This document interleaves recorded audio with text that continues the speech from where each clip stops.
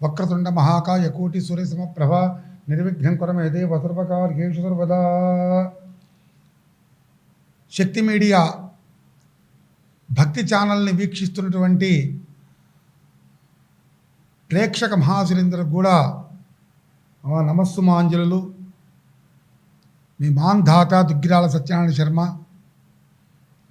ముఖ్యంగా ఈ వారం మేషాది ద్వాదశ రాశులకు కూడా వార ఫలితాలు ఎట్లా ఉన్నాయో తెలుసుకుందాం. తదుపరి కన్యారాశి. కన్యారాశికి చతుర్థంలో చంద్రుడు ఉన్నాడు. మాతృ సౌఖ్యం, తల్లి మాట ఖచ్చితంగా విని తీరుతారు.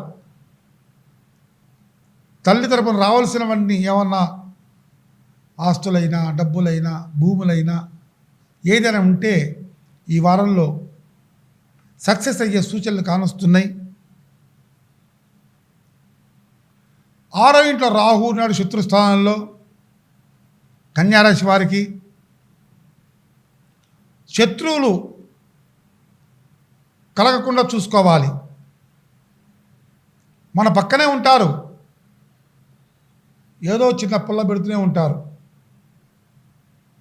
మన ముందర మంచిగా నటించి ఏదో ఒక తగాదాలు తేవడానికి కృషి చేస్తూ ఉంటారు. అటువంటి వారు చాలా జాగ్రత్తగా ఉండాలి. సప్తమంలో శని ఉన్నాడు కన్యారాశి వారికి. సప్తమంలో శని కూడా చాలా ఇబ్బందికరమైనటువంటి గ్రహం కాబట్టి బద్ధకం, మొండితనం, మందబుద్ధి, నరాల నొప్పులు, నర్వస్ వీక్నెస్ ఇవన్నీ కలగజేసేవాడు శని. ఉన్నట్టుండి ఇట్లా సోలటం, బాడీ షేక్ కావటం, ఇటువంటి అన్నీ కలగజేసి అప్పటిదాకా బైక్ మీద చిన్నగా వెళ్ళేవాడు కాస్త అప్పుడే స్పీడ్గా వెళ్ళాలని చెప్పేసి అనుకోని కూడా అక్కడ అనుకోని సంఘటనలు జరిగే సూచనలు కానుస్తున్నాయి. యాక్సిడెంట్స్, చాలా జాగ్రత్తగా ఉండాలి. ఇది కన్యారాశి. సప్తమంలో శని ఉన్నాడు కాబట్టి చాలా జాగ్రత్తగా ఉండాలి. భాగ్యంలో శుక్రుడు ఉన్నాడు, అంటే సొంత ఇంట్లో. వృషభంలో ఉన్నాడు, మంచి భోగాన్ని ఇస్తాడు కన్యారాశి వారికి. వెనకటి కాలం ఎంతైతే ఇబ్బంది పడ్డామో అదంతా తీసేసి ఇప్పుడు చక్కగా శుక్రుడు భోగాన్ని అనుభవిస్తేట్టు చేస్తాడు. దశమంలో గురుడు రాహు రవి ఉన్నారు.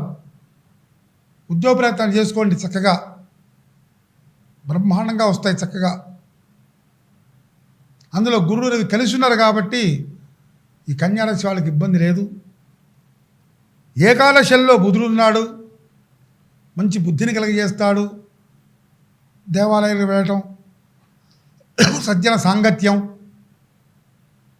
మంచి వాళ్ళతో మంచిగా మాట్లాడటం ఇవన్నీ కలిగజేస్తాడు బుధుడు.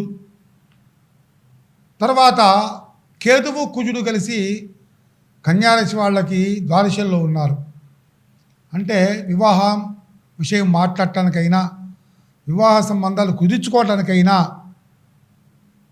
చాలా జాగ్రత్తగా ఉండాల్సిన సమయం. ఇది కన్యారాశి యొక్క ఫలితం.